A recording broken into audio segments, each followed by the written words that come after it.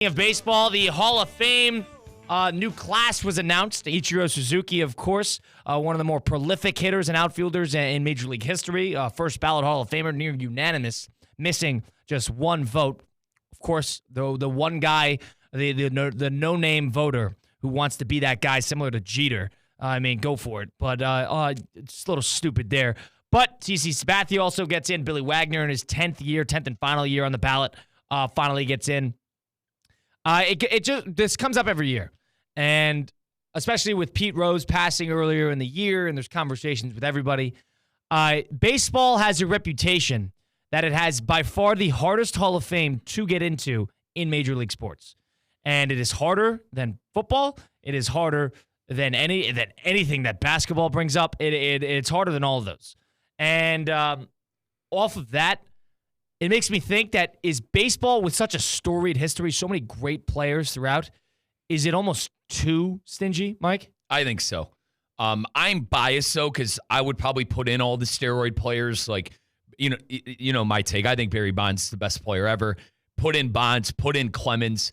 They already put in Big Papi. All those guys that were on that report, I understand that they, quote-unquote, cheated. They ruined the beautiful game of baseball, whatever acronym you want to come up with for guys that roided. You still had to put bat to ball. You still had to have the talent to be able to do what they did. And I could argue the steroid era was the most popular baseball ever was. Well, baseball needed that. Baseball was in a lot of bad shape, especially after the lockout in the mid-'90s. It needed a boost. Right. And the steroid era didn't do that. But yeah, Colin, it is stingy, and it's a popularity contest. Like, the people who vote on it, it's like their own club. It's like, these guys were bad to the media, so we're going to shun them. We're not going to vote for these guys because they weren't good to us. I feel like the Baseball Hall of Fame is about the baseball writers and not so much the players. Listen, Mariano Rivera is the best to ever do it at his position, and I'll argue that to the grave. But for him to be the only unanimous player, I think is a little ridiculous. You mentioned Derek Jeter. We could go as far back as the great Babe Ruth. And we talked about that in our pre-show meeting. And you're like, well, Riz, the Red Sox people, that's probably why. All right, fine. But I think even a Red Sox fan would look at you and say, the Babe is the Babe. He's probably one of the best to do it ever. There's something to be said about the people that are really too tight about getting into the Hall of Fame. Agreed. And to your point, there are writers out there who want to be that guy. The anonymous ballots. These people can just vote and do whatever they want, and they don't answer to anybody, and they don't even need to watch the games ever, and they can still vote. It's a stupid exclusive club where people that are not held to the standard that in which they hold the players to are able to answer for their crimes in a sense, and who they vote for and who they don't for. It's so exclusive to the point that people look for reasons to not put them in than to put them in. Right. It's almost flipped. In basketball, granted, if they walk and they could dribble the ball, they're probably getting into the Hall of Fame, but there's a happy medium to be found with Baseball Hall of Fame and Hall of Fame generally, where there are certain players, steroids is a different argument, but there are certain players where they get blackballed by the Hall. It's the storyline surrounding the player. People love Ichiro. Ichiro was a beloved MLB player. Never was wrong with anybody. Was great with the media, great with fans, the whole thing. Played with a good franchise, the whole thing. And he still did not even get every single vote. Mm-hmm. But there are times where, you're right, the Pete Roses of the world, a polarizing figure, somebody who was viewed in a bad light in baseball because of the gambling scandal. Off of that, all of a sudden, he's not in too. We're talking about Mr. Hit.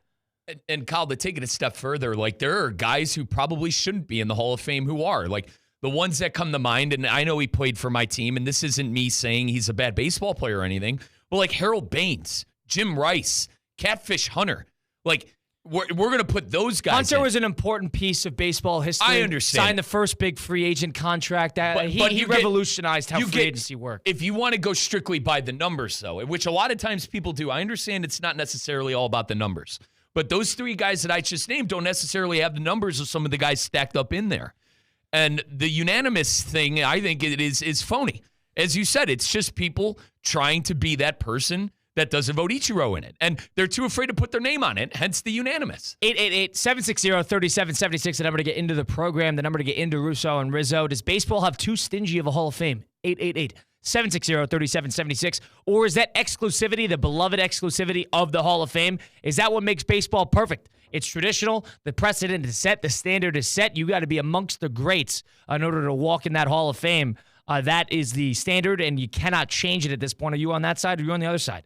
Do you think the steroid users should be in? Let us know. 888-760-3776. Now, with the steroid users, the way I look at it is the Hall of Fame is screwed up because certain guys were allegedly using steroids, and certain guys were definitely using steroids, and certain guys were viewed a little bit more in a positive light in terms of how they use steroids, or it's a little swept under the rug. David Ortiz is a good example of this.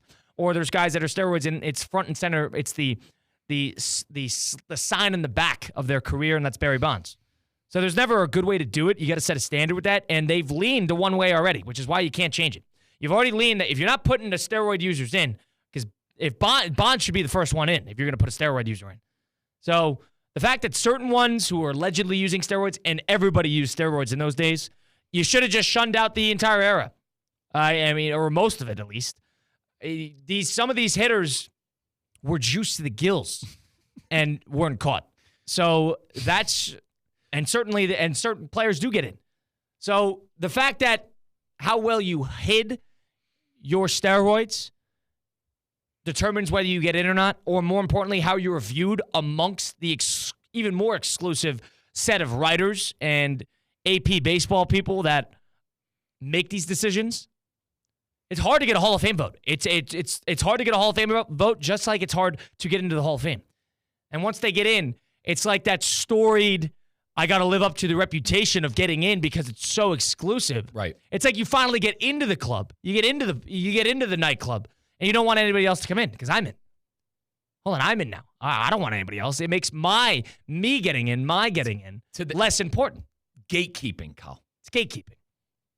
And there's certain players that deserve to get in that are still hanging around, and they change the story with every player. And somebody that should, like Pete Rose, another example. Off-field issues, yeah, but didn't roid, didn't use steroids. All-time hit leader. One of the best offensive players and most important offensive players of all time. He doesn't get in. So the standard is a little wonky, and it's flawed. There's too many eras of baseball. There's too many sets of rules. There's too many different commissioners. There's too many different games to where each of these players were held to different standards and whether they get in or not. And you can't get it right, but they screw something up every year. I thought a player like Wagner, too, that was a long time coming. That's another point. There's an argument to be made. 10 years. That was his 10th year on the ballot. Yeah. So now we changed our mind? Exactly.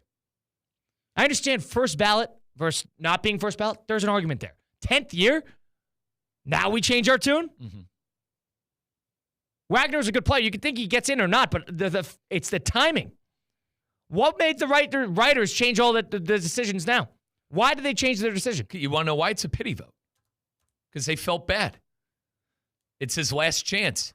And they probably look at their long... Yeah, it's his last chance. So now you look at it, like, this guy can't get in after this, but I didn't vote him for the 9 previous years, so let's change our tune on it. That is a flawed voting system. And you start comparing, like, all right, we could put this guy in, but he's got the X amount of years left, so we have to do that. I don't know. And it's all about the class, too. Oh, there's too many Hall of Famers in this class. You can't put in 8 guys. There's too many guys. You can't put in 8 guys. Even if there's 8 deserving players, you can't put in 8. It's like the best way I could put it. The baseball writers make it about themselves. Who treated us the best? We're the committee with all the power. They're the true gatekeepers. I love your point of how when you're a player, you don't want anyone else to get in, and that's the gatekeeping factor there. But with the writers, they decide your blood, sweat, and tears. The guy sitting in the press box eating free coffee and drinking popcorn. Drinking coffee, free coffee, and eating popcorn. Nobody remembers what an NBA Hall of Fame voter does. Everybody remembers what an MLB Hall of Fame voter does. That exclusivity, that title means something to them. Quickly, the NBA, everyone gets in. The MLB, no one gets in. So I think it's a little too stingy for